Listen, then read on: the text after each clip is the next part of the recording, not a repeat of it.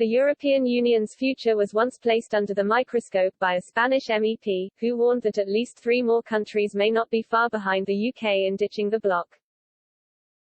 France saw its 7th consecutive weekend of protests last Saturday, with authorities logging 222 separate protest actions against President Emmanuel Macron's COVID-19 health pass system.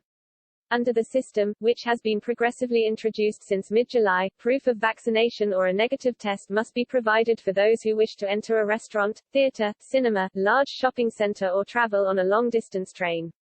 The movement has brought different groups together, including anti-vaxxers, former members of the Yellow Vest anti-government movement, as well as those concerned that the system creates a two-tier society. Similar protests have been seen in other EU nations including Germany and Italy. While undoubtedly fueled by the coronavirus pandemic, it has been argued that European unrest is symptomatic of an increasingly homogeneous continent under EU rule. Spanish MEP Herman Terch believes that left radicals in the EU are pushing too hard for an increasingly integrated bloc.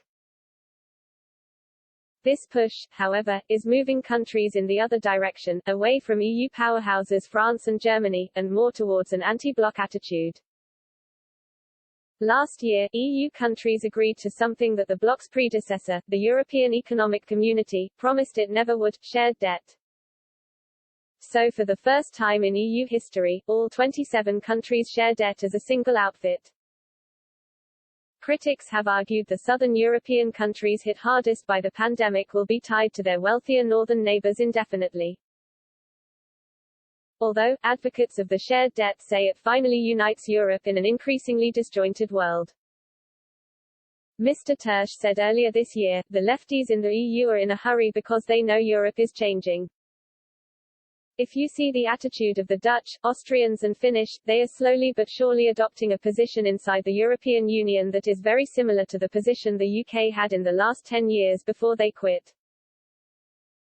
If things don't change, if the majority doesn't get a little bit of sense for the real feelings of the people in Europe, I think we will have more exits and not very far in time. We will have more exits and everybody will have to reconsider. He argued there is no way of bringing a successful state of equilibrium with the plans the bloc have in place. He continued, it won't happen because the national forces are really growing in an opposite direction. Another MEP echoed this argument earlier this year. Peter Kofoed, Danish MEP, told Express.co.uk in February that smaller countries within the bloc have been left dealing with school bullies, Mr. Macron and Angela Merkel since Brexit. Mr. Macron is neck and neck with far-right Marine Le Pen in polls for the 2022 French presidential election, according to Politico's poll of polls. Ms. Merkel, meanwhile, announced in December 2018 that she would not seek re-election in the 2021 German election, which will take place later this month. Mr. Kofoed said, the situation before Brexit was, if you imagine a schoolyard and you have 2 big bullies, France and Germany, telling all the small kids what to do. Luckily for the smaller kids like Denmark, we had a big strong friend called Great Britain. Of course, losing that friend puts us in a more difficult situation, dealing with France and Germany. He predicted Denmark could hold their own breakaway vote by as early as 2026, although this quest to free the Danes from the EU's shackles will largely depend on British success outside of the bloc. He said, one day Parliament is going to have to make a decision about having a referendum and then we will have to win the referendum. It will be in a few years. In my opinion, it might be in 5 years or 8 years.